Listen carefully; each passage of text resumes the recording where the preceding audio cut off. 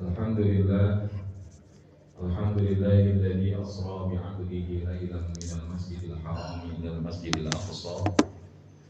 Asyhadu an la ilaha illallah wahdahu la syarika lah, wa asyhadu anna sayyidana Muhammadan abduhu wa rasuluhu la nabiyya wa la rasula ba'dah.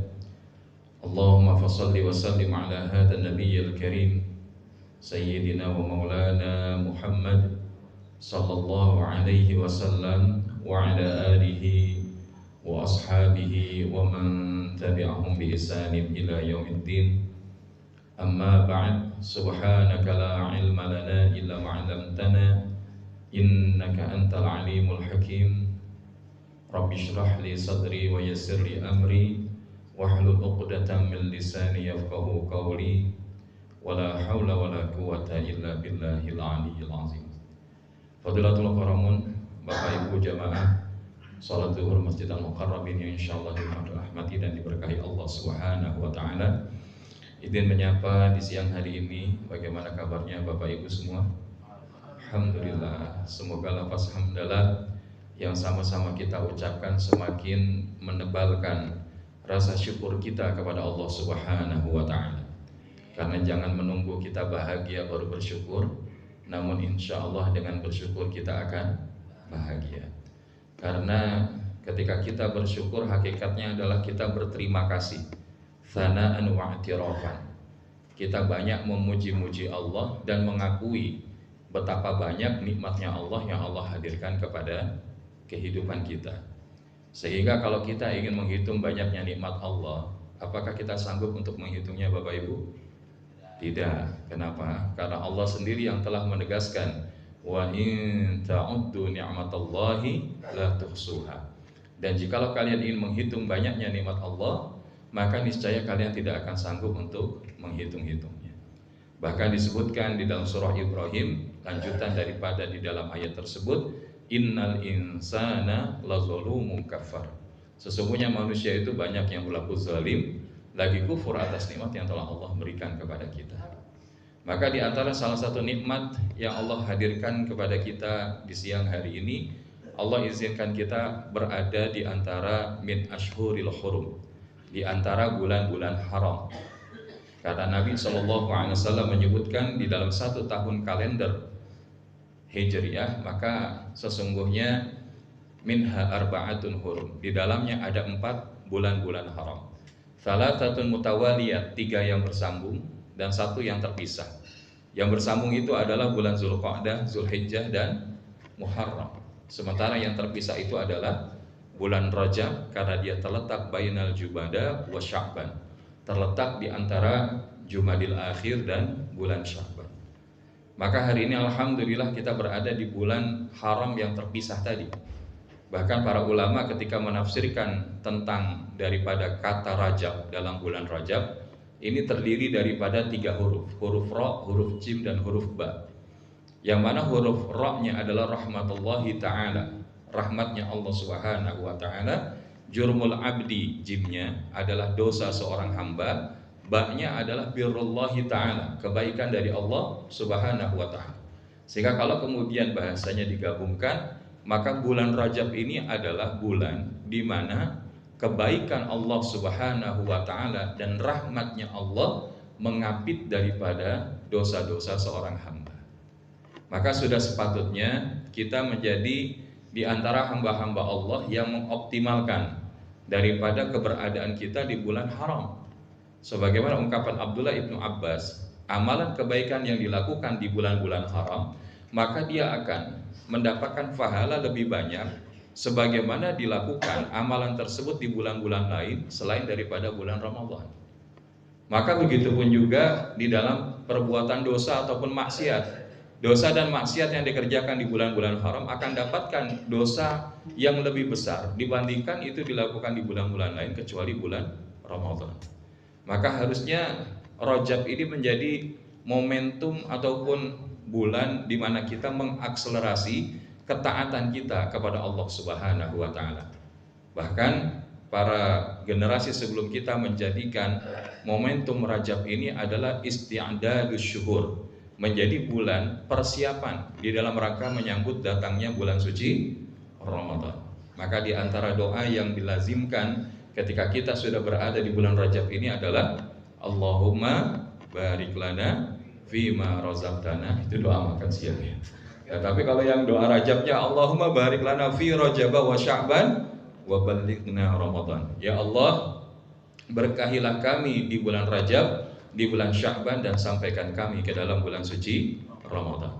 Bahkan Bapak Ibu jamaah yang dirahmati Allah Subhanahu wa taala, di dalam bulan Rajab pun ada momentum peristiwa-peristiwa yang ini bisa menjadi sebagai sarana pengingatan kita untuk semakin menebalkan ketauhidan kita kepada Allah Subhanahu wa taala, keimanan kita kepada Allah Subhanahu wa taala. Salah satunya adalah di dalam bulan Rajab ini kita mengenal ada peristiwa yang dialami oleh Nabi kita Muhammad SAW yang terjadi kurang lebih di tahun ke-13 kenabian beliau. Yaitu apa? Yaitu di akhir-akhir daripada periode dakwah Nabi kita Muhammad SAW masih saat berada di kota Mekah. Dan peristiwa itu yang kita kenal dengan peristiwa Isra wal Mi'raj. Dan ini walaupun ada beberapa pendapat para ulama yang berbeda tanggal, ada yang mengatakan bukan di bulan Rajab, ada yang mengatakan di bulan Rajab, bahkan persisnya di malam 27 Rajab. Namun yang kemudian kita ambil dari pendapat yang masyhur di kalangan ulama adalah terjadi pada malam 27 Rajab di tahun ke-13 kenabian beliau di kota Mekah. Dan di antara dalil yang menjelaskan tentang terjadinya peristiwa Isra wal Mi'raj adalah di dalam Quran surah Al-Isra ayat yang pertama, kemudian ada beberapa ayat awal sekitar ayat 12-13 surah An-Najm. Dan kita dapati di dalam firman Allah Subhanahu wa taala, Qur'annya surah Al-Isra ayat pertama atau Bani Israil ayat pertama itu, Allah Subhanahu wa taala berfirman, A'udzu billahi minasyaitonir rajim. Bismillahirrahmanirrahim. Subhanalladzi asra bi'abdihi laylan minal masjidil haram ilal masjidil aqsa alladzi barakna hawlahu linuriyahu min ayatina innahu huwas sami'ul basir.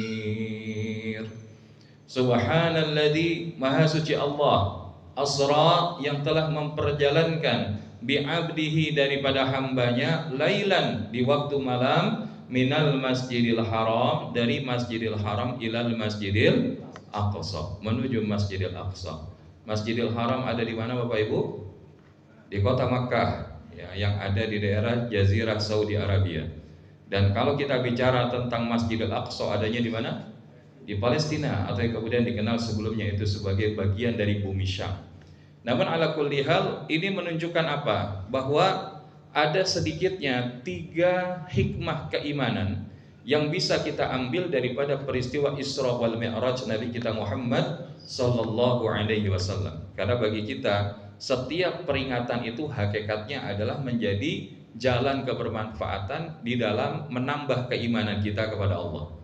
Sebagaimana firman Allah dalam Quran surah Az-Zariyat ayat 55, wa dzakir fa inna dzikra tanfa'ul mu'minin. Dan tetaplah berikan peringatan, maka sesungguhnya peringatan itu hanya akan menjadi atau mendatangkan kebermanfaatan bagi orang yang beriman. Makanya kenapa kok kita ngikutin peringatan Isra Mi'raj dari kita anak kecil, kemudian sampai punya anak kecil, bahkan sampai sudah punya cucu anak kecil, betul. Karena hakikatnya apa? Wa dzakir fa inna dzikra tanfa'ul mu'minin. Dan tetaplah berikan peringatan, maka sesungguhnya peringatan itu hanya akan bermanfaat bagi orang-orang yang beriman. Jadi ketika kita datang mendapatkan pembelajaran dari guru-guru kita, dari para asatiz, dari para kiai, para ulama, para habaib, maka insya Allah ini menjadi satu tambahan nutrisi penguat keimanan kita, penebal keimanan kita kepada Allah Subhanahu wa ta'ala. Nah, jadi ketika kita berbicara tentang Isra Mi'raj, di antara hikmahnya adalah ada 3 hikmah keimanan yang kita dapatkan dalam peristiwa Isra wal Mi'raj. Apa sajakah 3 hikmah keimanan itu? Bahwa dengan Isra wal Mi'raj itu yang pertama adalah al-imtihanil iman, bahwa Isra wal Mi'rajnya Nabi kita Muhammad sallallahu alaihi wasallam ini adalah merupakan ujian daripada keimanan. Kepada siapa? Baik kepada Rasulullah maupun kepada umatnya. Karena latar belakang peristiwa Isra wal Mi'raj Nabi kita Muhammad sallallahu alaihi wasallam itu adalah terjadi di tahun yang kita sebut dengan tahun kesedihan, Amul Huzni. Karena pada tahun itu istri Nabi yang selalu menyokong dakwah Nabi sallallahu alaihi wasallam, yakni Ummul Mukminin Bunda Khadijah radhiyallahu anha itu wafat, ya. Kemudian tidak lama berselang paman Nabi Abu Thalib juga wafat. Dan yang membuat Nabi makin sedih adalah ketika pamannya itu wafat sementara belum mengucapkan 2 kalimat syahadat. Maka saat itu Nabi sempat bahkan meminta ampunan kepada Allah untuk pamannya, namun justru Allah menegur dengan turunnya ayat ke-50 dalam surah Al-Qasas. Karena Allah Subhanahu wa taala berfirman, "Innaka la tahdi man ahbabta, walakinnallaha yahdi may yasha." Sesungguhnya engkau Muhammad tidak bisa merubah siapapun orang yang engkau cintai, dan akan tetapi hanya Allah sajalah yang akan merubah siapa yang Allah kehendaki. Jadi ini ada teguran kepada Nabi SAW. Maka kalau hari ini kita mencintai seseorang, kita nggak bisa merubah orang yang kita cintai, Bapak Ibu. Ataupun ketika kita ingin merubah orang-orang yang ada di sekeliling kita, apakah itu pasangan kita, apakah itu anak kita, apakah itu bawahan kita, apakah itu pimpinan kita, ataupun orang-orang lain di sekitar kita, kita tidak punya, kita tidak punya kemampuan di dalam rangka untuk merubah orang lain. Tapi kalau kita mengajak orang lain berubah, itu adalah bagian kewajiban kita. Makanya ini yang kita sebut dengan dakwah.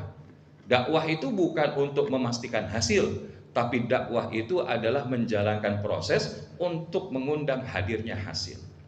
Dakwah itu mengajak, bukan menginjak. Dakwah itu merangkul, bukan memukul.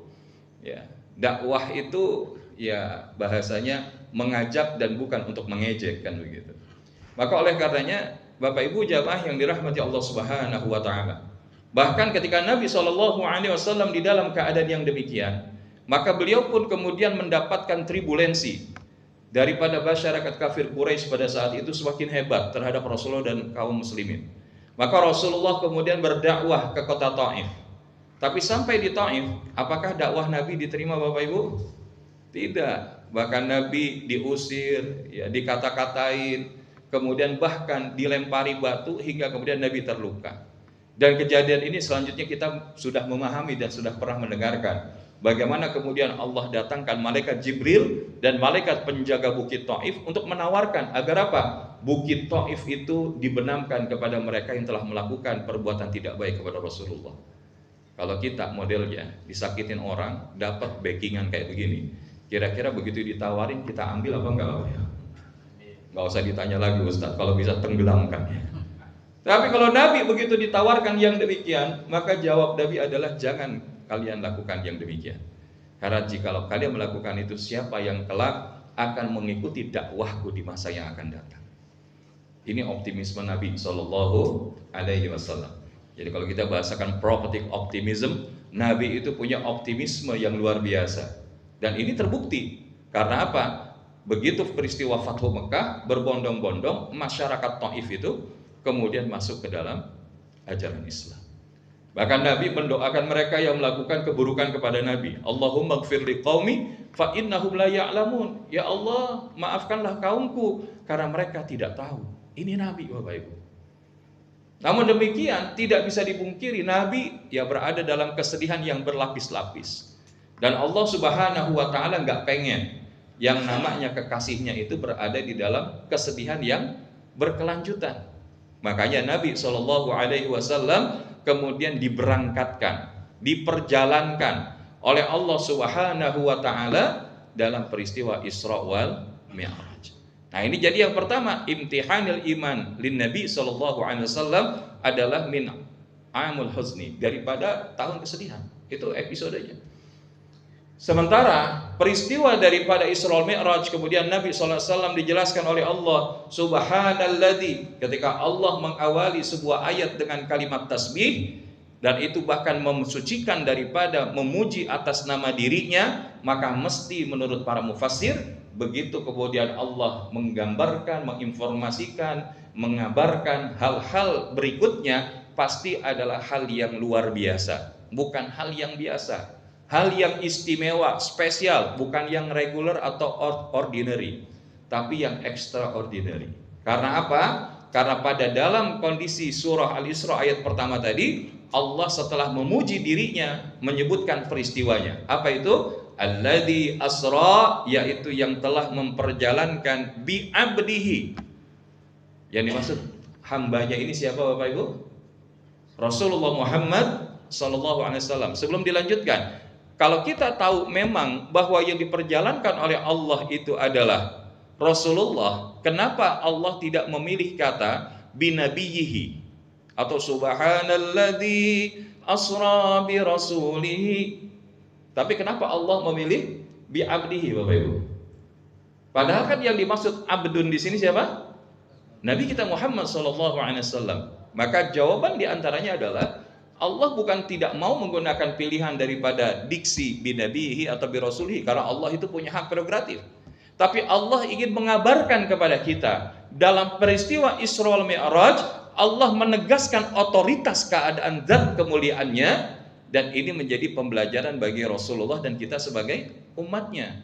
Bahwa apa? Dalam peristiwa Isra wal Mi'raj sepenuhnya ini adalah otoritasnya Allah, suka-sukanya Allah. Bagi Allah tidak ada batasan. There is no limited, there is no limitation for Allah. Karena kalau kita ada batasan dimensi ruang, dimensi waktu, kita nggak bisa tembus langit pertama kalau bukan atas izin Allah. Makanya dalam Quran surat Ar-Rahman Allah bahkan men-challenge, ya ma'syaral jinni wal insi in istata'tum an tanfudhu min aqtaris samawati wal ardi fanfudhu la tanfudhuna illa bisultan. Jadi Allah sudah men-challenge, wahai segenap masyarakat jin dan manusia, silakan kalian tembus ke langit, dan kalian nggak bisa melakukan itu kecuali apa? Bisultan, dengan ilmu, dengan kekuatan. Makna lain apa? Dengan izin Allah subhanahu wa ta'ala. Makanya ini peristiwa yang ajaib. Makanya ketika disebutkan, Ustaz, Rasulullah Isra Mi'raj itu apa mimpi? Apa ruhnya saja yang jalan? Atau ruh dan fisiknya jalan? Maka jawabannya menurut hemat kami dan jumhur para ulama, bahwa Rasulullah diperjalankan dalam keadaan lengkap. Fisiknya, dirinya, ruhnya dalam keadaan nyata. Karena apa? Di dalam kitab Isra wal Mi'raj yang kemudian ditulis oleh Imam As-Suyuti rahimahullah, maka disebutkan sekian hadis. Ada riwayat Imam Muslim, ada riwayat Imam Bukhari, bagaimana kemudian Rasulullah sebelumnya ada di dekat Masjidil Haram, kemudian datang malaikat Jibril bersama beberapa malaikat yang lain, singkatnya membedah dada Nabi SAW. Dan Nabi ini dibedah bukan sekali Bapak Ibu, tapi 3 kali. Pertama waktu masih dalam susuan daripada ibu susu beliau, yaitu Halimatus Sa'diyah di kaum Bani Sa'ad, waktu masih bayi. Kemudian yang kedua di saat sebelum Nabi menerima wahyu, menurut pendapat para ulama. Dan yang ketiga adalah pada saat Nabi akan diperjalankan dalam Isra wal Mi'raj, maka bahasanya dada Nabi dibelah, kemudian dibersihkan, dicuci, dengan kemudian diisi hikmah dan kebijaksanaan. Barulah kemudian ditutup lagi. Setelah ditutup ini, barulah kemudian prosesnya bagaimana Nabi SAW mengendarai. Jadi diperjalankan oleh Allah itu difasilitasi oleh Allah Subhanahu wa ta'ala dengan mengendarai burak. Burak ini apa? Ya ini hewan yang adanya di surganya Allah Subhanahu wa ta'ala. Jadi ini bukan bahasanya ya kendaraan ataupun hewan tunggangan yang ada di atas muka bumi. Walaupun secara tampilan menurut dari beberapa hadis Nabi SAW disebutkan dia lebih besar daripada keledai, tapi lebih kecil daripada begal. Ya, begal ini adalah persilangan antara kuda dan keledai. Tapi yang hebat adalah sekali beliau kemudian melesatkan langkahnya, maka saat itulah sampai dengan ujung akhir mata memandang, maka disitulah sampai. Maka dalam proses perjalanan menuju Masjidil Haram di waktu malam itu, Maka Rasulullah mendapati ketika kemudian berjalan ada panggilan dari sebelah kanan, beliau terus. Ada panggilan dari sebelah kiri, beliau terus. Bahkan begitu di tengah jalan ada seorang wanita yang terlihat usianya sudah lanjut usia tapi menggunakan pakaian yang menggoda yang terus menghias diri, meminta Rasulullah untuk berhenti. Rasulullah terus. Tapi begitu kemudian ada yang mengucapkan assalamu alayka ya Nabi Muhammad sallallahu alaihi wasallam, maka diperintahkan oleh malaikat Jibril jawab salam itu dan kemudian sholatlah di situ. Maka kemudian setelah itu jalan lagi sampai kemudian bertemu lagi dengan seseorang mengucapkan salam kepada Nabi sallallahu alaihi wasallam, maka kemudian Rasul menjawab dan kemudian turun dan melaksanakan sholat juga terlebih dahulu di tempat itu 2 rakaat. Maka barulah sampai Nabi di Masjidil Aqsa. Nah, sebelum kemudian episode Masjidil Aqsa ini disampaikan, Rasulullah bertanya, "Ya Jibril, itu siapa yang tadi?"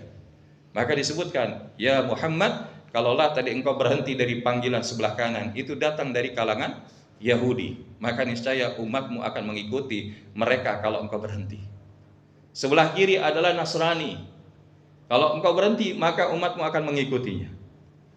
Dan ketika ada di tengah, itu adalah wanita yang terus menampilkan lekuk keindahan dirinya padahal usianya sudah renta. Ini adalah penggambaran dunia. Maka kalaulah engkau berhenti, maka berarti umatmu juga akan terjebak di dalam dunia." Maka ini menunjukkan apa? Bagaimana karunia Allah Subhanahu wa taala kepada nabi kita sehingga proses ujiannya itu dilewati oleh beliau. Nah, adapun kemudian pada saat ada yang menyeru salam kepada Rasulullah, maka yang pertama adalah yaitu Nabiullah Musa alaihissalam. Maka saat itu mengucapkan salam di daerah Bukit Tursina. Maka saat itu Nabi turun dan melaksanakan sholat 2 rakaat, karena di tempat itulah kemudian bagaimana Nabi Musa berbicara dengan Allah Subhanahu wa taala dan mendapatkan kitab Taurat. Kemudian kali kedua adalah Nabi Isa. Dan itu ketika sampai di Bethlehem atau yang hari ini kita mengenal Baitul Maqdis atau Yerusalem, maka disitulah kemudian Rasulullah turun dan kemudian juga sholat 2 rakaat. Dan ini bagian daripada menghormati daripada generasi Anbiya wal Mursalin sebelum Nabi SAW. Barulah sampai kemudian Nabi berdasarkan di dalam kitab Isra wal Mi'raj itu, sampailah Nabi kemudian di Masjidil Aqsa. Maka malaikat Jibril memegang sebuah batu, kemudian muncullah sebuah lubang. Ya, karena apa? Untuk dijadikan tempat tambatan daripada buruk tersebut. Darulah Nabi kemudian masuk bersama dengan malaikat Jibril ke dalam Masjidil Aqsa, dan ternyata di dalam Masjidil Aqsa ini sudah menanti ya, ternyata para nabi yang sebelumnya diutus oleh Allah Subhanahu wa taala. Untuk apa? Bermakmum di belakang Rasulullah sallallahu alaihi wasallam yang menjadi imamnya para nabi-nabi tersebut. Nah, inilah yang kemudian disebut sebagai peristiwa Isra. Dan ini menggambarkan 2 masjid yang utama, yaitu Masjidil Haram dan Masjidil Aqsa. Maka ini adalah 2 nama masjid yang disebutkan oleh Allah di dalam Al-Quran. Yang ini menjadi di antara 4 destinasi masjid yang perlu kita lakukan perjalanan di atas muka bumi, karena memiliki nilai yang utama. Selain daripada Masjidil Haram, Masjidil Aqsa, masjid apa lagi? Masjidin Nabawi. Selain Masjid Nabawi apa lagi? Ya, Masjid Kuba. Kenapa? Karena yang terakhir ini disebutkan, siapa yang datang ke Masjid Kuba dalam keadaan berwudu, maka dia melakukan sholat sunnah 2 rakaat di dalamnya, maka dia mendapatkan pahala sebagaimana haji dan umrah. Masya Allah. Jadi ini adalah bagian daripada kebaikan yang Allah Subhanahu wa taala berikan melalui lisan Nabi kita Muhammad sallallahu alaihi wasallam. Maka Bapak Ibu jamaah yang dirahmati Allah Subhanahu wa taala, peristiwa ini bahkan bahasanya ada satu peristiwa yang juga terlewat, yaitu apa? Yaitu ketika Nabi SAW nanti kemudian melewati daripada proses Mi'rajnya. Ya, jadi setelah Nabi kemudian selesai melaksanakan memimpin sholat di hadapan para Nabi, maka Rasulullah dibimbing oleh malaikat Jibril untuk naik menuju tangga langit. Masuklah di langit pertama, di situ dijaga. Di antara yang disebutkan dalam riwayat tersebut, malaikat penjaga langit pertama namanya malaikat Ismail. Maka saat itu ditanya, siapakah dia? Dia adalah Muhammad. Apakah dia yang diutus ya Jibril? Maksudnya yang diundang oleh Allah? Ya. Maka berbahagialah bagi Rasulullah Muhammad SAW. Maka saat itu kemudian Nabi diizinkan di langit pertama dan kemudian bertemu dengan Nabi Adam. Singkatnya Nabi Adam kemudian menyebutkan salam. Salam, wahai putra yang soleh, wahai Nabi yang soleh. Dan kemudian Nabi SAW kemudian dibawa ke langit kedua. Singkatnya pertanyaannya sama, bertemu dengan Nabiullah Isa wa Yahya alaihissalam. Langit ketiga, pertanyaannya sama, dan kemudian bertemu dengan Nabi Yusuf alaihissalam. Langit keempat, bertemu dengan Nabi Idris alaihissalam. Kemudian langit kelima bertemu dengan Nabi Harun alaihissalam. Langit ketujuh bertemu dengan Nabiullah Musa alaihissalam. Kemudian di langit yang ketujuh bertemu dengan Nabiullah Ibrahim alaihissalam yang sedang bersender tidak jauh daripada Baitul Ma'mur. Baitul Ma'mur itu adalah tempat yang dikunjungi setiap harinya oleh 70.000 malaikat yang baru. Ketika mereka masuk ke dalamnya, mereka nggak pernah akan datang lagi ke situ, kecuali apa? Besok hari datang lagi 70.000 malaikat yang baru, seterusnya setiap hari. Jadi kalau kita di atas muka bumi ini adalah ketika kita mengunjungi Ka'bah Baitullah, kita melakukan tawaf. Tapi kalau di atas sana, maka kedudukannya adalah Baitul Ma'mur. Maka singkatnya waktu itu Nabi Ibrahim alaihissalam menyampaikan kepada Rasulullah, salam wahai anakku yang soleh, putra yang soleh, dan Nabi yang soleh. Maka kemudian, ya Muhammad, ajarkan dan sampaikan kepada umatmu untuk perbanyak daripada tanaman surga. Memperbanyak daripada tanaman surga. Apa tanaman surga itu? Yaitu yang disebut dengan ghirasul jannah, yaitu ucapan la haula wala quwata illa billahil aliyil azim. Nah, inilah baru kemudian Rasulullah SAW diperjalankan sebelum sampai di Sidratil Muntaha bertemu dengan sebuah telaga. Ya, walaupun di situ disebutkan ada dua mata air yang terlihat dan ada dua mata air yang tidak terlihat. Dua mata air yang terlihat ini adalah Sungai Nil dan Sungai Yufrat yang ada di atas muka bumi. Tapi di antara yang kemudian tidak terlihat, di antaranya kemudian Allah perlihatkan adalah Telaga Kautsar. Maka Nabi ketika kemudian menghampiri itu, karena di atasnya ada istana dengan batu permata dan juga daripada hal-hal berharga lainnya, maka kemudian Rasulullah meminum airnya. Dan ini airnya putihnya melebihi daripada susu, dan ternyata rasanya seperti ya arak tapi tidak memabukkan. Dan kemudian ketika tanya, ya Jibril, ini apa? Ini adalah telaga yang Allah berikan untukmu, untuk kepada umatmu, yaitu Telaga Kautsar. Barulah kemudian Nabi SAW disampaikan kepada satu tempat yang disebut dengan Sidratil Muntaha. Ya, walaupun di situ disebutkan bagaimana daun-daunnya saja itu seperti selebar telinga gajah, kemudian bejana-bejananya dari emas dan lain sebagainya. Maka singkatnya dengan izin Allah, dari situ kemudian disebutkan dalam Quran surat An-Najm, walaqad ra'ahu nazlatan ukhra 'inda Sidratil Muntaha. Pada saat itulah Rasulullah melihat keadaan Jibril yang sebenar-benarnya. Karena selama ini kan Jibril menyerupai seperti sebagaimana seorang manusia ketika datang menghampiri Nabi, akhbirni anil iman, akhbirni anil islam, akhbirni anil ihsan. Itu seperti apa? Seorang pria biasa. Tapi ternyata ketika Rasulullah sampai di Sidratil Muntaha, ini barulah kelihatan sosok daripada malaikat Jibril yang sebenarnya, yang kakinya ini tembus sampai dengan ya lapisan kalau bisa dibilang lapisan bumi ataupun lapisan semesta yang paling bawah, dan kemudian kepalanya itu sampai dengan di bawah Sidratul Muntaha, di mana kemudian kepakan sayap sebelah kanan dan kirinya itu bahkan digambarkan sudah menutupi daripada seluruh semesta. Ini adalah bagaimana disebut sebagai penghulu dari seluruh para malaikat. Tapi saat itu beliau katakan, ya Rasulullah, saya cuma bisa nganterin sampai di sini. Ya, karena apa? Karena Rasulullah diundang oleh Allah Subhanahu wa ta'ala. Barulah kemudian Nabi SAW naik sampai kemudian bertemu dengan Allah Subhanahu wa ta'ala. Sampai kemudian jaraknya itu tidak lebih daripada 2 busur panah yang kemudian kita fahami. Maka di situ kemudian Nabi mengucapkan salam kepada Allah. Bagaimana salamnya? At-tahiyatul mubarakatus salawatut tayyibatu lillah. Maka kemudian Allah menjawab, assalamu alayka ayyuhan nabiyyu wa rahmatullahi wa barakatuh. Dan saat itu kemudian Rasulullah menjawab salam Allah untuk juga disampaikan kepada makhluk-makhluk mulia lainnya di sekeliling Allah Subhanahu wa ta'ala di dekat arasnya tersebut. Maka apa yang dijawab oleh Nabi? Assalamu alayna wa ala ibadillahi salihin. Maka mereka pun semua menjawab, asyhadu an la ilaha illallah wa asyhadu anna Muhammadar Rasulullah. Nah, pertanyaannya, kita kalau baca tasyahud sering nggak memaknai bahwa ini adalah dialog Nabi dengan Allah Subhanahu wa taala. Nah, ini yang terjadi Bapak Ibu. Bismillah, akhirnya singkatnya Allah perlihatkan surga dan Allah perlihatkan neraka. Setelah itu Allah Subhanahu wa taala menghadiahkan syariat ibadah salat sebanyak 50 waktu. Maka ketika Nabi SAW turun, maka pada saat itu melewati daripada langit di mana ada Nabi Ibrahim diam saja.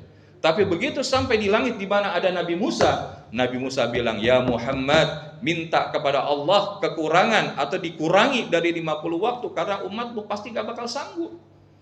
Maka ditanya kepada Jibril, "Ya Jibril, bagaimana? Silakan jika engkau ingin minta kekurangan." Maka mintalah kemudian Rasulullah kepada Allah Subhanahu wa taala dikurangi awalnya 10. Sampai kepada Nabi Musa lagi, minta kurang lagi. Terus minta dikasih kurang 10 sampai tinggal 5. Maka begitu kali kelima, maksudnya ketika tinggal 5 waktu, ditanya lagi oleh Nabi Musa, "Ya Muhammad, sekarang berapa?" 5 waktu. "Umatku gak bakal sanggup."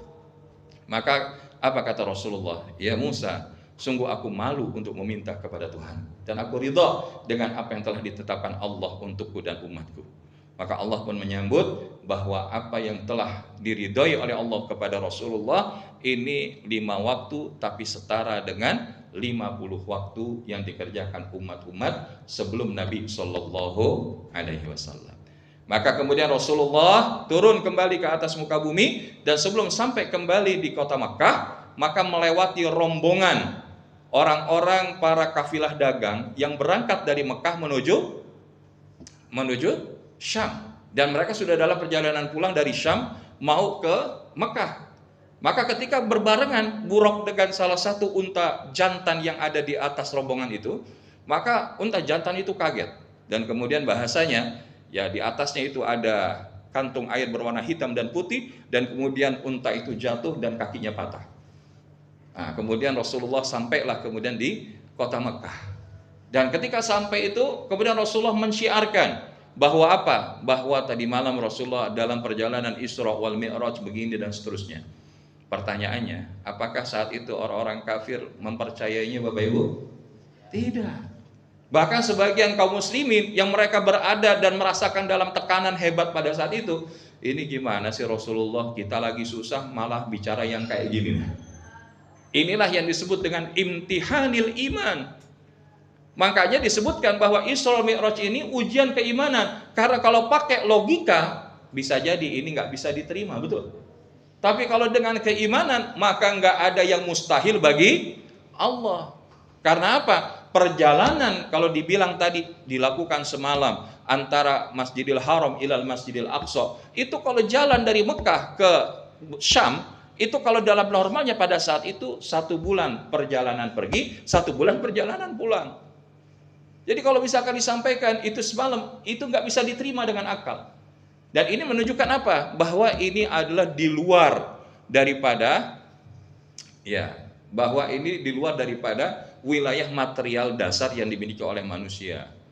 Karena kalau kita bicaranya seperti itu, kita seperti nggak yakin dan percaya dengan apa yang menjadi kekuasaan Allah. Sekarang kalau misalkan kita dihadapkan dengan kayak begitu, salah satu misalkan dalam penguatan tauhid kita, mungkin nggak kalau sekiranya seekor lalat ada di sini, ada di Masjid Al-Muqarrabin, nyampe di Bogor dalam hitungan 1 jam, mungkin nggak? Mungkin nggak? Ya, mungkinnya gimana? Nah, kalau naik mobil, kalau terbang sendiri mungkin nggak? Kapan sampainya kan gitu ya? Apa mungkin dia sampai ke Bogor, apalagi kalau sampainya di Kabupaten Bogor yang paling ujung ya kan? Tapi kalau dia naik mobil, apa mungkin? Mungkin bisa terjadi. Jadi apa? Bagi Allah ketika sudah disiapkan fasilitasnya, yang itu bukan fasilitas dunia, tapi fasilitas yang memang Allah miliki, yang Allah perjalankan, mudah bagi Allah menjadikan apa yang tidak mungkin itu menjadi mungkin. Maka oleh karena itu, peristiwa Isra Mi'raj menjadi imtihanil iman. Bagi kita itu, kita meyakini tanpa ragu sedikit pun. Kalau kita ragu, maka jangan-jangan keimanan kita cacat terhadap kemahaesaan Allah, kemahakuasaannya Allah. Yang kedua dengan Isra Mi'raj adalah tarbiyatul iman, bahwa Allah ingin membina dan kemudian mendidik daripada keimanan hambanya. Yaitu apa? Ketika disebutkan surga dan neraka, ya, diperjalankan 7 petala langit, bertemu dengan para nabi dan rasul. Ini artinya apa? Artinya adalah untuk bagaimana kita bisa menebalkan keimanan tidak bukan adalah dengan ketaatan. Kita tahu akhirnya dari perjalanan hidup kita itu mau kemana. Karena kalau kita tanya Bapak Ibu, pengennya nanti masuk di akhirat itu masuk ke surga apa ke neraka? Maka setiap yang pengen masuk surga, apakah cuma pengen atau memantaskan diri? Dan kalau memantaskan diri, bahasanya inilah darul ibtila, yang tidak akan mungkin kita lewati kecuali kita pasti menghadapi dinamika yang ada di dalamnya. Ahasiban nas ayyutraku ayyaqulu amanna wa hum la yuftanun. Apakah kalian manusia mengira telah mengatakan beriman kepada Allah sementara belum datang ujian kepada kalian? Makanya kalau kita bahasakan, Rasulullah itu diuji, bahkan ujiannya itu lebih daripada para manusia pada umumnya. Jadi kalau kita hari ini baru berasa diuji sedikit, tapi kemudian kita lebih banyak ngeluhnya, maka melalui peristiwa Isra Mi'raj kita lihat bahwa bagaimana sarana untuk mendidik iman kita adalah meyakini Allah Rabb yang maha pemberi solusi dari segala masalah yang dihadapi. Kalau hidup kita hari ini sibuknya berharap kepada selain Allah, sibuknya berharap kepada makhluk, maka inilah hakikat yang sedang kita lakukan, mendesain patah hati yang tidak disengaja. Ya, bahkan bukan tidak sengaja, mendesain patah hati yang disengaja. Karena di antara sumber penderitaan seseorang di dalam hidup itu adalah apa? Di antaranya ada 5. Salah satunya adalah meletakkan kebahagiaan pada mulut orang lain, pada pandangan orang lain. Kalau kita hidupnya selalu dalam standar bahagia yang dimiliki orang lain, maka kita hidup nggak pernah bahagia.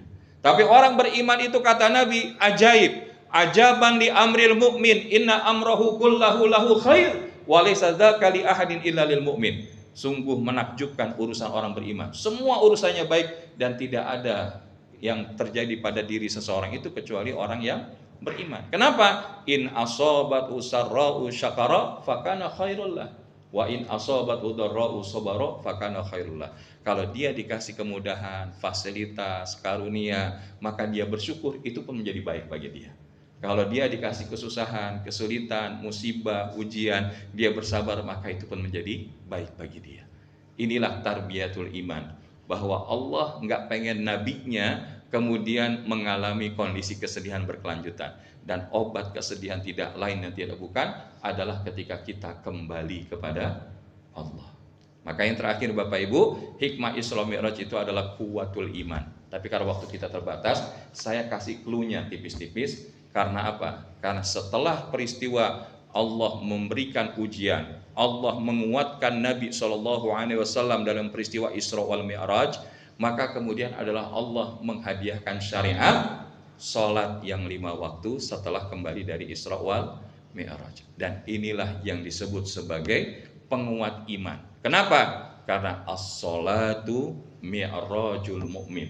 Salat itu mi'rajnya orang yang beriman. Cuman pertanyaannya, apakah salat kita sudah menjadi mi'rajnya kita kepada Allah Subhanahu wa taala? Dan kalau kita bahasa mengatakan, wah masih proses Ustadz, maka upaya kita adalah bagaimana kita menghadirkan sholat yang khusyuk, sholat yang benar, sholat yang menjadikan kita ahli kebaikan. Karena apabila sholat kita benar, maka kualitas hidup kita pasti akan baik dan benar, dan akan dijauhkan dari ketidakbenaran. Sebagaimana firman Allah, inna sholata tanha anil fahsya wal munkar. Cuman gimana agar kita sholatnya benar? Maka di sini insya Allah ada, nanti kita bertemu mudah-mudahan, kalau bisa ya jangan nunggu bulan depan ya. Karena alhamdulillah kita liburnya hampir 2 bulan. Karena pas kemarin ada tanggal merah, kemarin ada kejadian yang lain, maka kita tidak sempat ketemu. Tapi insya Allah di pertemuan berikutnya kita akan belajar 6 kiat sholat khusyuk dari Imam Al-Ghazali. Bagaimana caranya agar itu bisa menjadi penguat iman?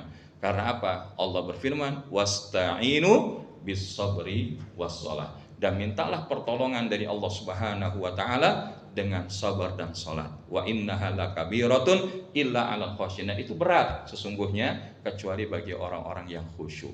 Nah, gimana agar kita bisa khusyuk sehingga sarana sholat sebagai oleh-oleh Isra wal Mi'raj Nabi kita Muhammad sallallahu alaihi wasallam menjadi wasilah penguat iman kita kepada Allah, sehingga memantaskan kita menjadi orang-orang yang beriman di dalam hidup di dunia dan kelak mendapatkan kebahagiaan dari kebaikan dan kasih sayang Allah di akhirat nanti. Amin ya rabbal alamin. Insyaallah kita akan lanjutkan di pertemuan berikutnya 6 kiat khusyuk salat dari Imam Al-Ghazali, dan mudah-mudahan Allah izinkan Bapak Ibu semua dikaruniakan kesehatan, diberikan kekuatan iman, dilewatkan daripada ujian-ujian keimanannya dengan karunia dan kasih sayang Allah Subhanahu wa taala, dan menjadikan diri kita, ahli keluarga kita, tempat bekerja kita, negeri kita menjadi negerinya orang-orang yang beriman. Dan semoga insya Allah di bulan yang akan datang Allah izinkan bahwa kita pun dipimpin oleh orang-orang yang beriman, dan kelak Allah membukakan pintu-pintu keberkahan di dalam segala yang kita lakukan, menjadi negeri baldatun thayyibatun wa rabbun ghafur. Hadanallahu wa iyyakum ajmain. Demikian yang bisa kami sampaikan. Kita akhiri dengan mengucapkan alhamdulillahirabbil alamin. Astaghfirullahal azim dan kafaratul majlis. Subhanakallahumma wa bihamdika asyhadu an la ilaha illa anta astaghfiruka wa atubu ilaik. Wal afwa minkum wabillahi taufiq wal hidayah.